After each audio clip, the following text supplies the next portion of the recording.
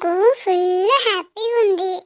ఎందుకంటే నిన్న degree results వచ్చినాయి కదా, దాంట్లో మా మమ్మీ మంచి పాయింట్స్తోని పాస్ అయింది. ఆ ఎగ్జామ్స్ రాసేటప్పుడు నేను మా మమ్మీ కడుపులో 9 మంత్స్ బేబీనంట. మా మమ్మీ నన్ను మోస్తూ డైలీ 3 ఫ్లోర్స్ ఎక్కి ఎగ్జామ్స్ రాసి వచ్చిందంట. పాపం మా మమ్మీకి డైలీ ఎంత బ్యాక్ పెయిన్ వచ్చినా చాలా కష్టపడి ఎగ్జామ్స్ రాసింది. ఇంకా మా డాడీ కూడా నాకు డైలీ చెప్పేవాడు, అరే డాడీగా నువ్వు మమ్మీకి ఎగ్జామ్స్ అయిపోయే వరకు బయటికి రాకు, కడుపులోనే ఉండు అని చెప్పిండంట. నేను మా డాడీ మాట విని మా మమ్మీ కడుపులోనే ఉన్నా. మా మమ్మీకి ఎగ్జామ్స్ అయిపోయిన 2 డేస్కే నేను పుట్టినా.